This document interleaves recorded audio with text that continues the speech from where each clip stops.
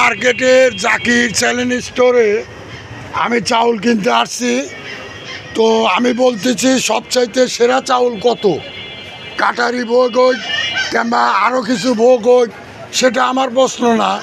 খাই চারট ডাল আর চারট চাল দিয়ে ভাত, মুরব্বী আমি সেই জিনিসটা স্বাদের চাই।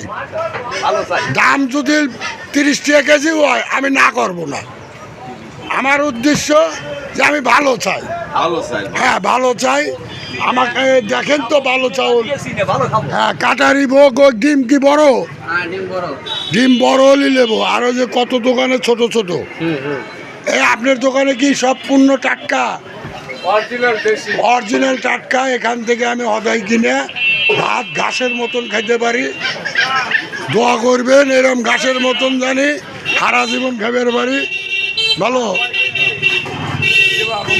দেন দেন দেন আমাকে তাড়াতাড়ি, যত দামি চাইকেন না হোক, 30 টাকা হোক 32 টাকা হোক, আমাকে দেন তাড়াতাড়ি দেন।